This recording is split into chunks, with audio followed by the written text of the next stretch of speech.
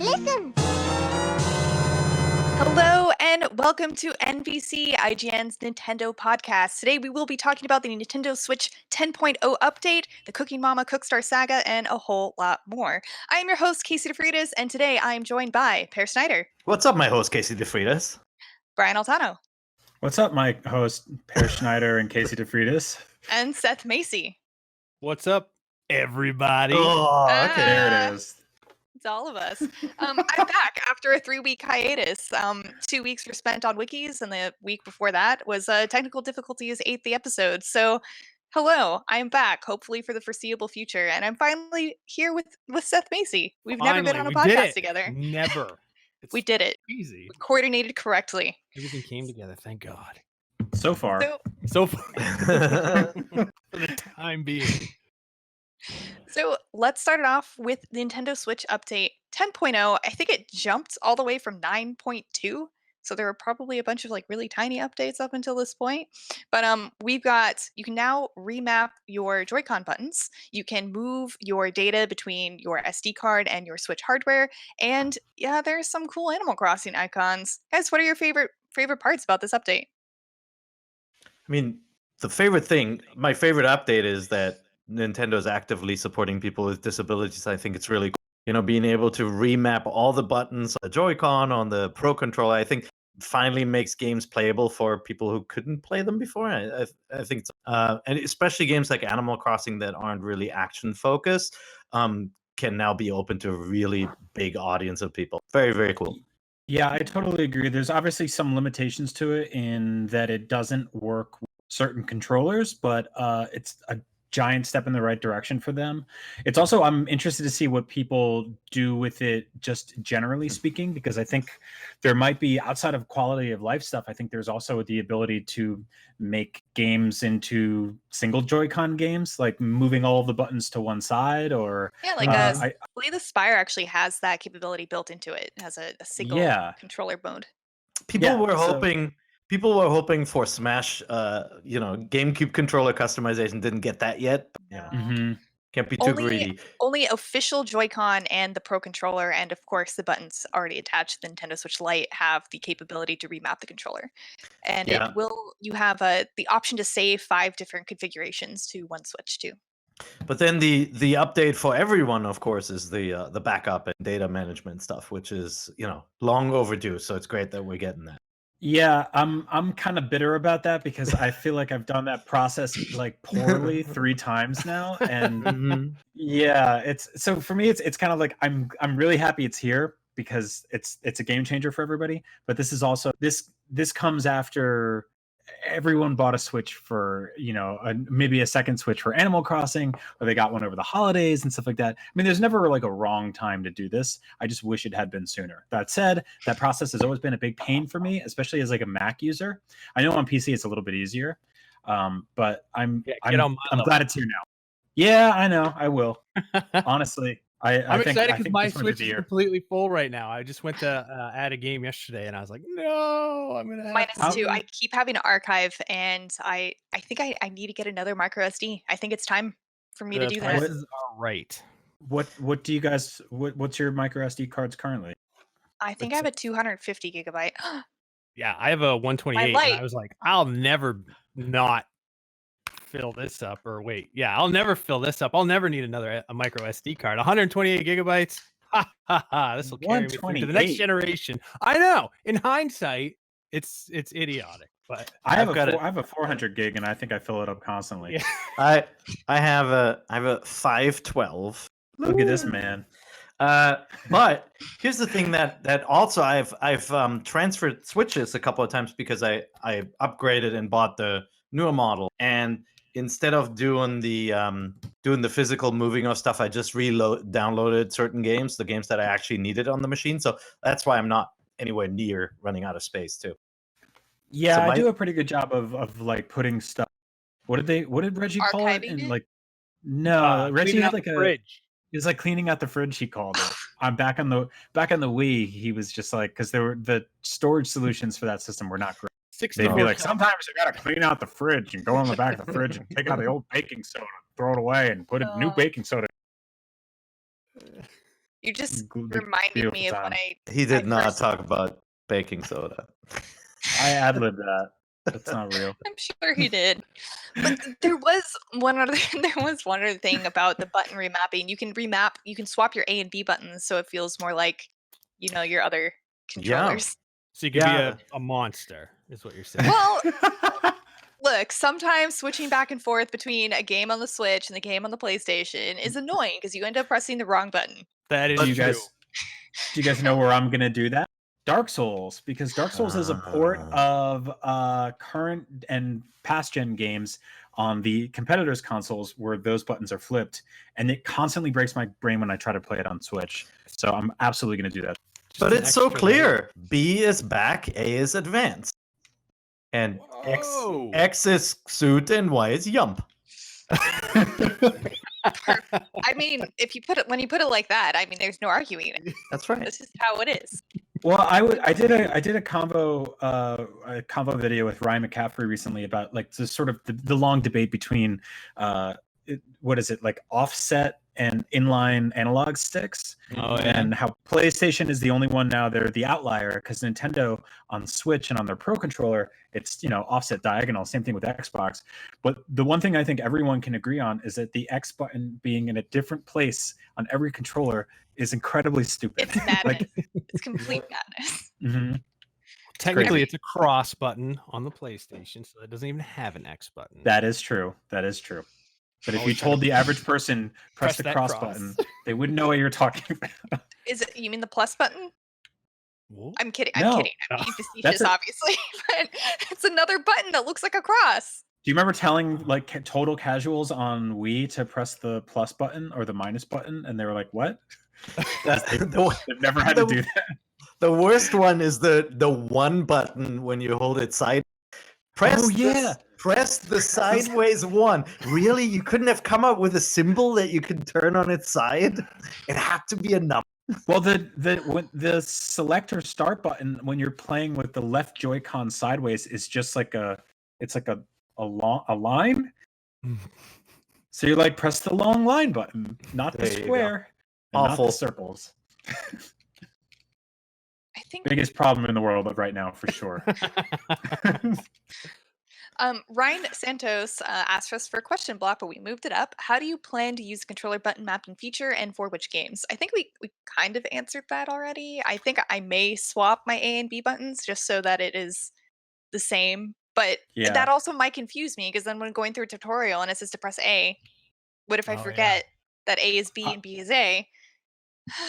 I was also thinking kit.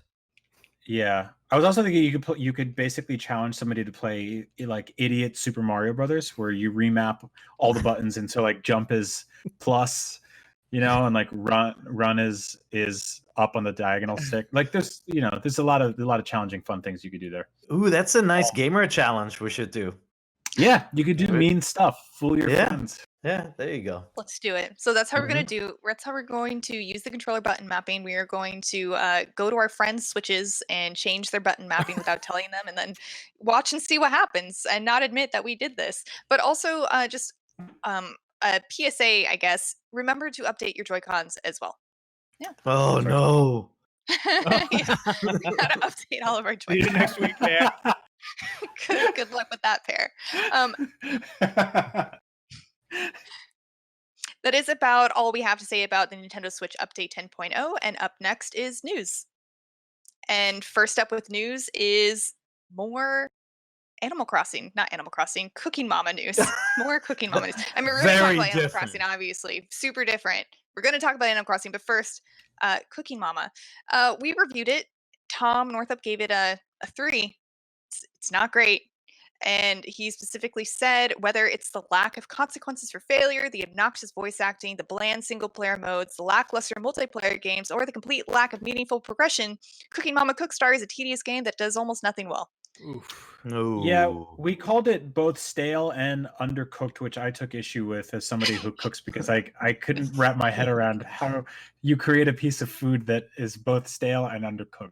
So if you can solve that, let me know. I haven't played the game though. I have no issue with the review itself. So I ordered a physical copy. They're hard to find, and the game obviously got pulled off the the eShop, and who knows what's going to happen there. But I'm curious. I'm more curious to play it now because, like, at its core, it shouldn't be that hard to make a good Cooking Mama game, because it's all about the fun interactions, and, like, sure, the voice acting is going to be a little grating, but I find that endearing too, you know. So I'm curious to play it now because of all this weirdness around it. I think his biggest complaint was that, like it said here, there's no meaningful progression. What he said was nothing you do matters. Like, you could purposely try to fail a mini game as like hard as possible, and the pictures you can take after still look beautiful. It still looks like you nailed it, even though you absolutely didn't. And then you'll still unlock everything regardless if you did well or not. Yeah, part of the fun is to not get the perfect outcome as well, and then see it. So, as Brian knows, since he cooks. I've never cooked stale undercooked food. You get some work to do. But I mean, it seems like the most interesting thing, like, you know, the game does not sound great, right? But the most interesting thing about this whole story, the kind of behind the scenes legal wranglings and mysteries. And at first I was chalking some of that up to, you know, the work from home situation. Maybe publisher and PR team weren't connected, or maybe they didn't have a PR strategy and they kind of released it a little early and they had bigger plans before. But now it's looking really weird. Now it's looking suspect. The holder, something's a brewing. The holder of the license, so that's Office Create, right? The company said that they licensed the game to Planet Entertainment, but had issues with the quality of it. And then now they're saying, you know, Planet doesn't have the rights to distribute the PS4 version. So something's going on. And Planet Entertainment says, "Nuh-uh, we do." Yeah. And Office Create said they never even gave them permission to make a PS4 version. Oh, I see. And didn't know that was happening at all. Right. Yeah. So, I am fascinated in that level of miscommunication happening. Like, that's actually willful ignorance or willful negligence here at this point, right? Like, yeah, because it almost feels too calculated to be like, oops, we made a PS4 version without telling anybody. Yeah, look, I mean, sometimes companies are in dire straits and they need a quick buck, and a licensing agreement comes along. Think of Marvel, for example, who still don't have all their brands back, right? And so some of these licensing deals can bite you in the butt. And I'm sure if this game had turned out well, I'm sure Office Create would have been just quiet about it and not said anything. But they're probably worried that the franchise is tarnished and they don't want too many people playing this bad version. And it could mean that we'll eventually get a Cooking Mama cinematic universe. Oh, that's right. Yeah. If it follows the Marvel the CMCU. Yeah. Yeah. I mean, I would watch that. Have you seen how mad Mama gets when you do poorly on a recipe? She's a real mad mama. Yeah. Wait till she reads her reviews. I know. Oh no. Yeah. So, the plot is thickened, just like a good old gravy, but that doesn't taste good because it's got burned. Awful. But hey, in other news, and about characters that people love more than Cookie Mama, maybe IGN's most recent face-off to determine the best video game character has concluded. Can I get a drum roll? A very small drum roll. All right, virtual drum roll. Mario has won best character. Wow. Oh wow! Best video game character. Look at him. It was him and Link in the finals, and Mario took it away with 61% of the votes, which was almost 100,000 more. The interesting thing about this, though, is that if you took only the votes off the face-off tool that we have on IGN.com, Link would have won. But because the votes from Twitter and Instagram, and I think some other IGN social media websites were taken into account, Mario won. Wow. I think it's also important to note that if you have aspirations to someday work on video games and specifically write them and develop like rich, engrossing narratives surrounding characters that are meaningful, just don't, because you can You can just make a character that just like grunts or says wahoo, or like even Master Chief was up there. That man does not talk a lot. Like this is it's like kind of fascinating. The most iconic video game characters of all time are usually the ones that just don't really have much to say, but are just like completely lovely regardless. So I think that's really great. I think it's when you don't give a character too much personality, there's nothing to hate about them. I mean, what are you gonna stick on and be like, oh, I hate this character because of the way he sounds when he jumps? Yeah. Like that seems like a really nitpicky thing. Like there's no character flaws to pick apart when they don't have any character, right? Yeah, Well, no, I know it's true. when Breath of the Wild was coming out and in rumors, and they were talking about maybe, it would have voice acting for Link. And my son, who was maybe like 13 at the time, was like, I don't want voice acting for Link. Link is me. I'm Link when I play that game. So Link sounds like little Macy. He does not sound like that at all. Okay. No. He sounds more like me now. Okay. Yeah, I if you look at Disney characters, you can see how iconic characters don't really need a lot of personality in like the things that they say if the noises they make are interesting. Like just think of Mickey Mouse. Like it doesn't matter what Mickey says, it doesn't matter what Donald says, and most people can't even understand him, and yet these are the most iconic cartoon characters. I think it's the same. I'll add, I would play an entire Zelda game where Link sounds like Donald. Oh, that'd be so good. Modders, Someone make a mod. Someone go do that right now. Yeah. I challenge you. Put the link in the comments. I want to see it. Go make a cursed video. We need the cursed video. Now more than ever.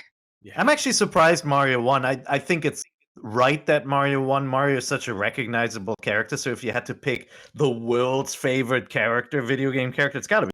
But I thought Link still had that, that cool kind of Legolas factor and bow and arrow and sword and all that. I thought the Legolas factor. Yeah, I thought the gamer boys would vote for that one.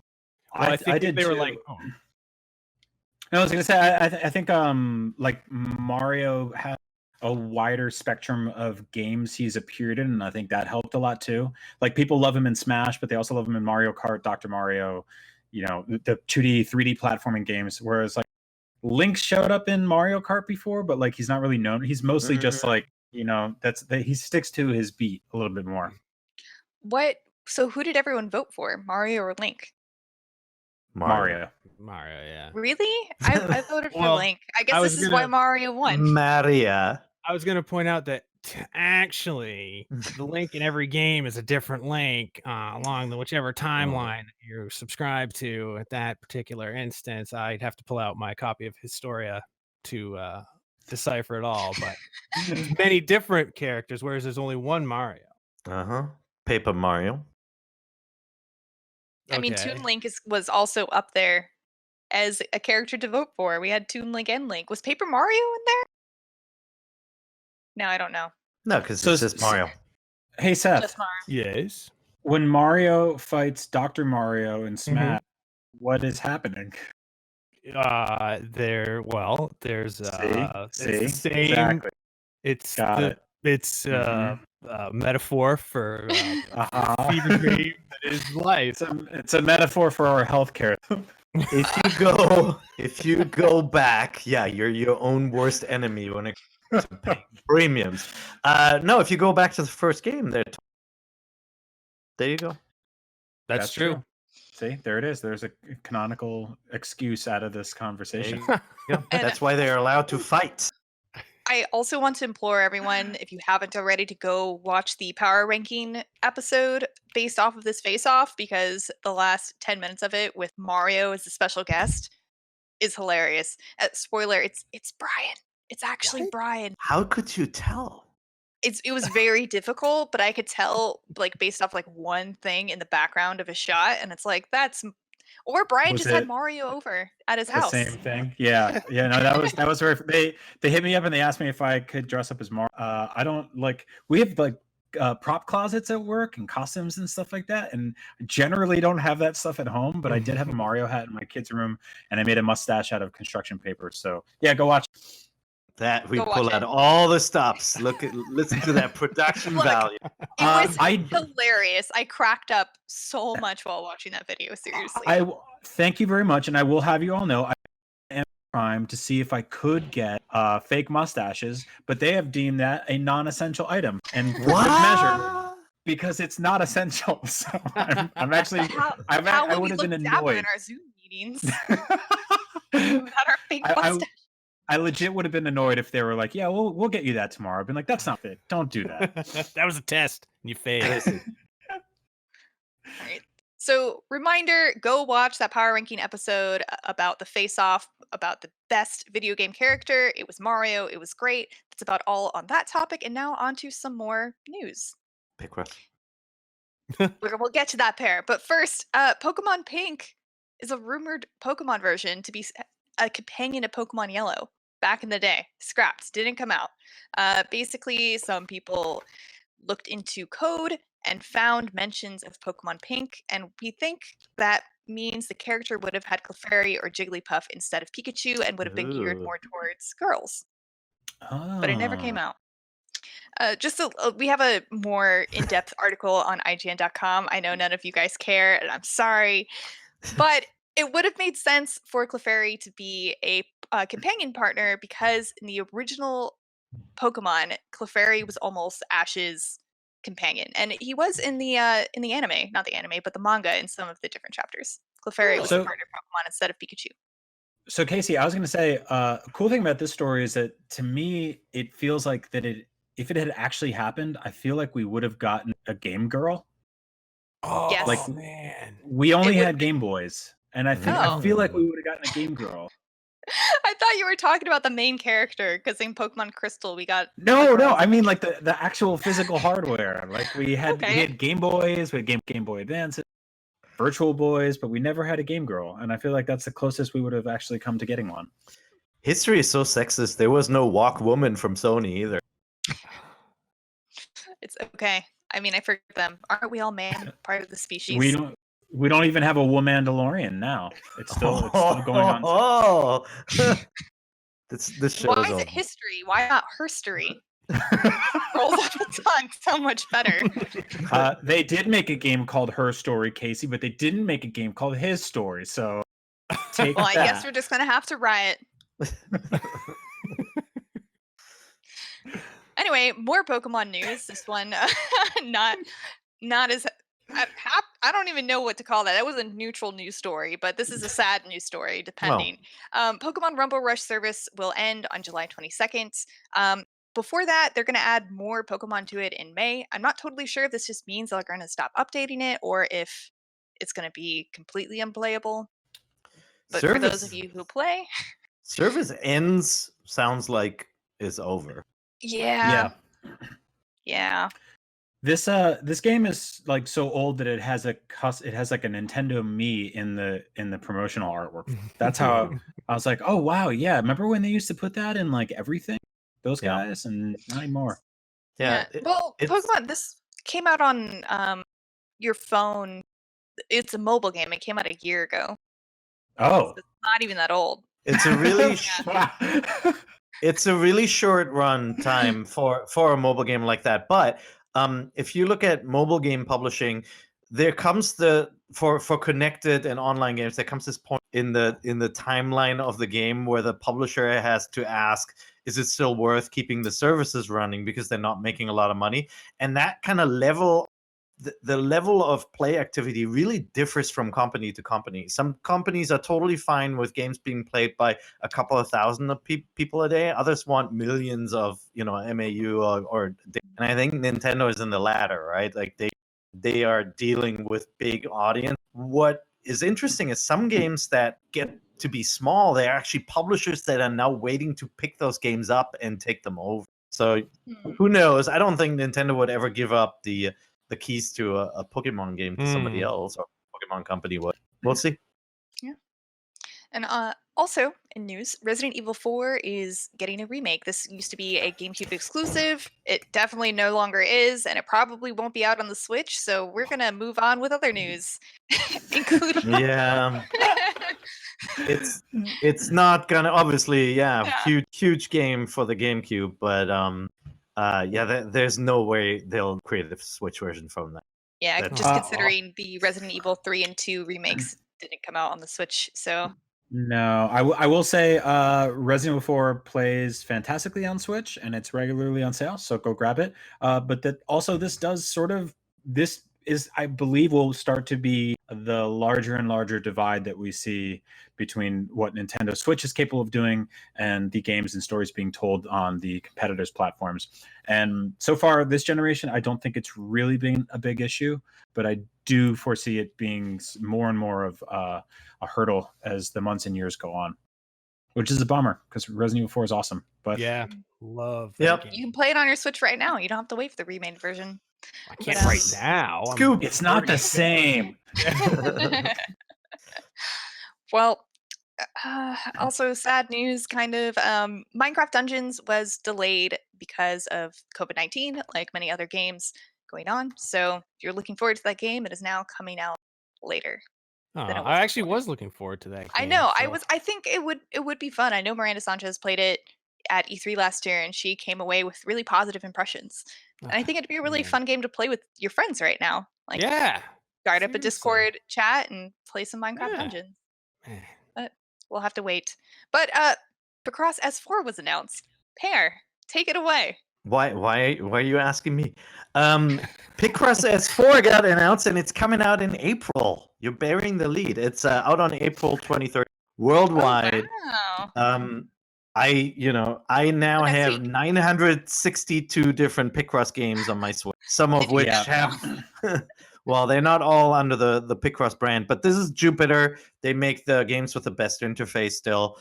This version, it'll have 4 modes: standard, mega with big numbers, color Picross, which they dabbled in, and then clip pick, where you create, the story. But the big deal in this one is that they have a couple of really big puzzles. So they have 2 30x30 and a 40x30 Picross puzzle. So you actually have to scroll. That's how big it is. It'll take hours to complete. Nobody excited about it? I don't know really- how I feel about that. That sounds. I got kind of a bout of anxiety just thinking about it. Oh, it'll be so great. I've never actually played a Picross game. Oh, See? Did you play Murder by Picross- Numbers? Yeah, that was a fun one. No. Oh. You should get that one. You should get that game. get S4 then. Seth, Murder okay. by Numbers has too much talkie for. Picross season 3 He plays ended JRPGs. on. He loves talkie. Okay, That is that's true. No, Picross season 3 ended on like a huge cliff note. There's a major character death, and so I'm hoping that 4 resolved where the last one left off. Right, Perry? There were a couple of unchecked boxes in I the. meant cliffhanger. I don't know why I said cliff note. That's my cliff notes for Picross season 3. Yeah. Well, that's about all the news we have for you this week. But now we're going to go on to our new regular segment, Show and Tell. And starting off with Show and Tell, who wants to go first? I'll do it. Go, Brian. Brian, Show Okay, us here we and go. tell us about the thing. So show the thing. As you guys know, I love Super Mario. He's not only probably the most popular racist stereotype of my peoples, but also he's a great Italians are video game. not a race. Yes, we are. You're Are not you a drinking race. wine? No, it's water. It's the glass is green. Don't let that confuse you. It's absinthe. Got it. So anyway, I weirdly collect a lot of Mario stuff. I try to get a Mario every, but I also have a couple of like old strategy guides and books and stuff like that based on the character. And one of them is this, which is a manga based on Super Mario Land 2: 6 Golden Coins, which was the best Super Mario Brothers game that came to the Game Boy. Definitely better than the first one, and I really love it because the art is just ridiculous.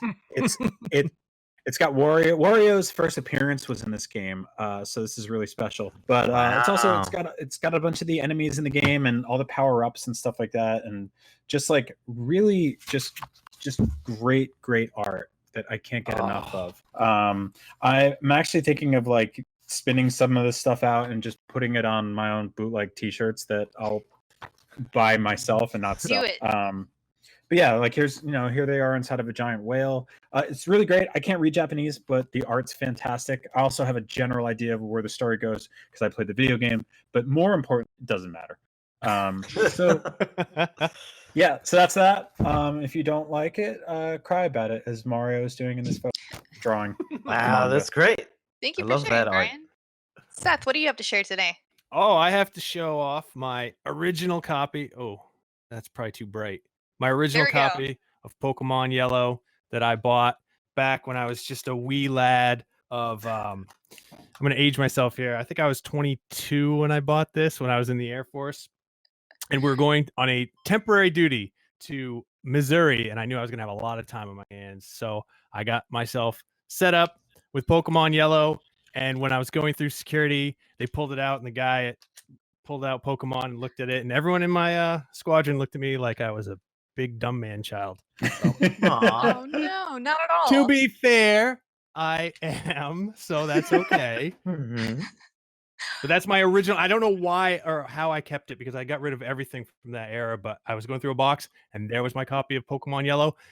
And there's no save data left on it. So that's... Maybe it was in the Game Boy.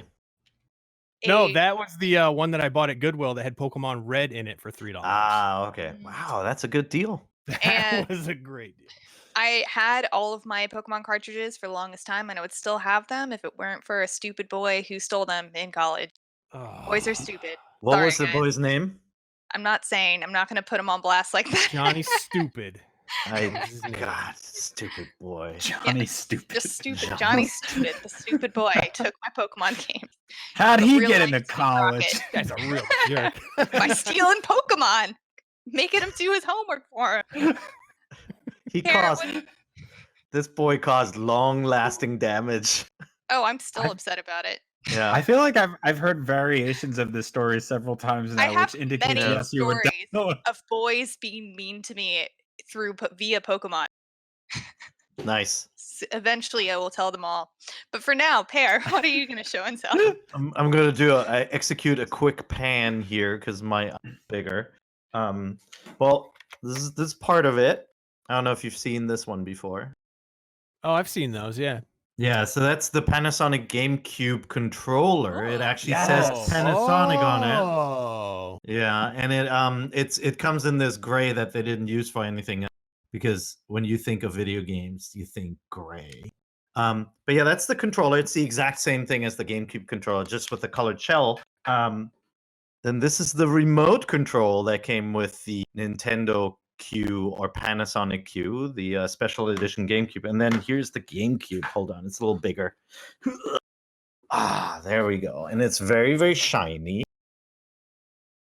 There we go. And the cool thing, I love it so much. The cool thing is when you turn on the power, it glows purple. And it sounds like a jet engine, of course. Oh my god, that is everything I need. It has two modes, so it's on game mode right now.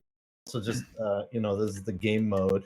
You can turn it back over to regular DVD mode, in which case all of the lights go off. It becomes really whisper quiet, and then the digital audio output will work. This will actually not work with a GameCube, sadly, but so it's basically a DVD player and a GameCube in one box, and the two don't really talk to each other. They just happen to share the same drive. That's it. That's amazing. Do you know like why that never came to America? Was it a licensing thing? Was it like where people weren't interested in it? Like what? It's kind of a bummer that we didn't have that option to buy that, because I totally would have. Oh, yeah.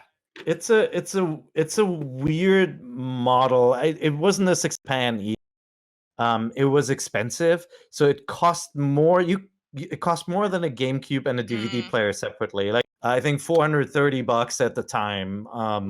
Translated from yen to dollars, and at the time that was more than the two devices already.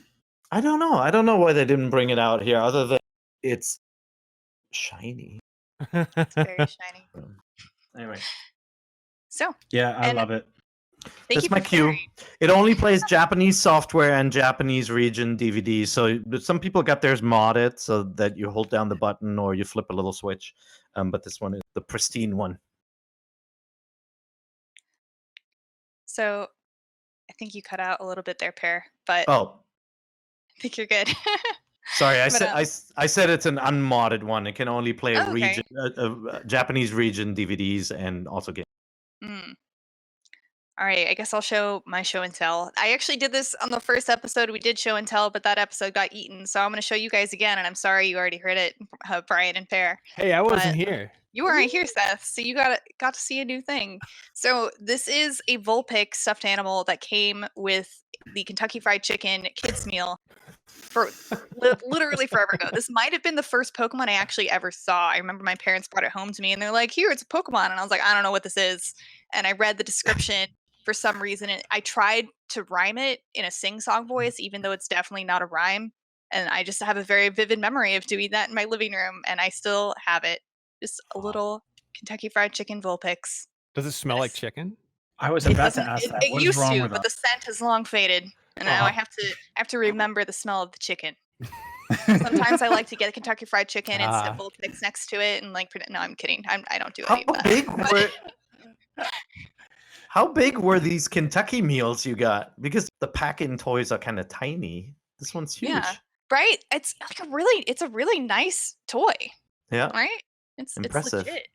I think it also came with like Zubat and some other Pokemon that wasn't Every Pikachu. It kid's was like favorite Zubat. Yeah. they just like picked really weird ones, but I was very glad that they chose Vulpix. Because you want a bat in your meal too. Mm-hmm. And a fox, a fox to seal the chicken, and a bat to. I'm that's too morbid. I'm not going to say it, but that's about it for show and tell this week. And coming up next, we're going to talk about things that are coming out next week and what we're playing. And now on to games out this week, which we are going to fly by because there's not a whole lot out this week that any of us feel particularly strongly about. But if you're interested, Double Dragon 2: The Revenge is the NES version of the game, and it's going to be out for Switch for $4.99. And also coming out this week is Theme Park Simulator for $14.99. I just figured I'd throw that out there because I used to be a fan of Roller Coaster Tycoon and Zoo Tycoon and those types of games, and that seems like something similar. Might be a relaxing game to play. But let's talk about what we're playing instead, because that sounds more fun to talk about. Yeah. Animal Crossing. Is everyone still just playing Animal Crossing? This is the Animal Crossing I alluded to. Sorry. Here's something that happened. I put down Animal Crossing and I didn't pick it up again. I don't know what happened. I played for 5 minutes last night just to check in on everybody, and then they missed me. They were so excited to see me. They're like,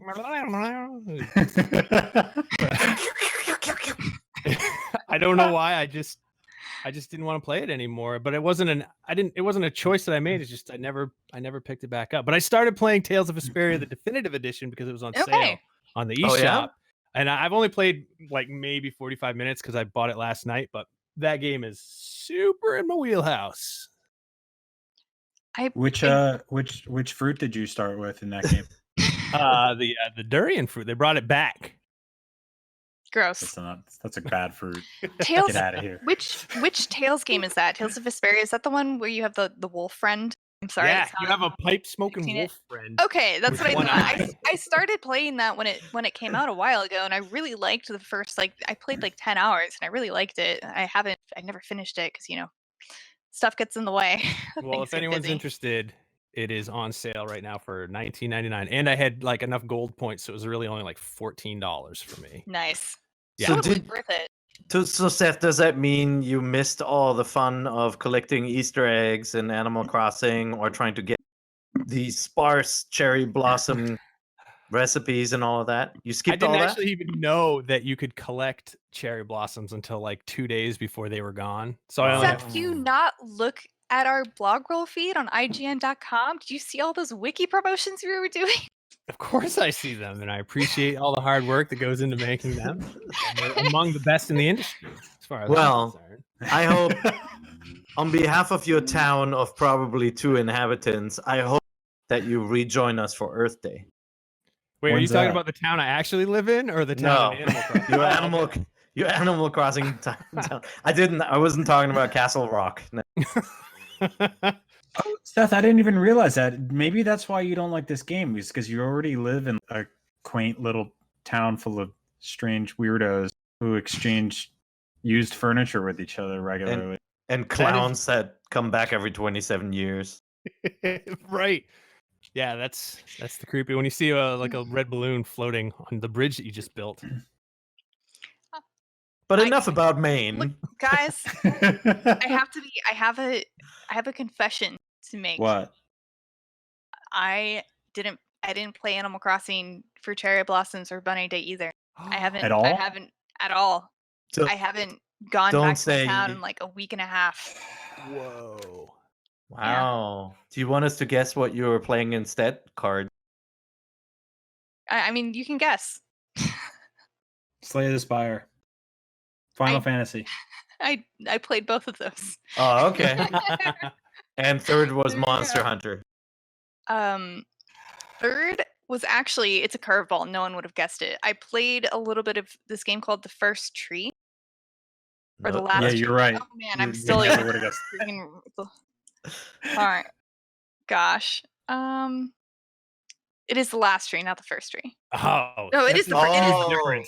It is the Oh. first yeah, tree. way It is different the first games. tree. I got it right the first time. It's called The First Tree. It's just this little indie game, and it tells a story. You play as a fox looking for her cubs while a guy tells a story about his life to his wife about how he's estranged from his father. It's very And good? indie. Wow. Super, super indie. It's very relaxing and the music is great and the storytelling is interesting. I think it lacks a little bit of polish, but I think it's fine for a like 3 to 4 hour experience. It's a fun little cute relaxing game. Casey, if you want to check out another game that has king animal and people who are estranged from their families, you should check out Animal Crossing New Horizons, available on Nintendo. Your parents help you set it up. It was a fun time. But no, yeah, I'm not super enamored with Animal Crossing anymore.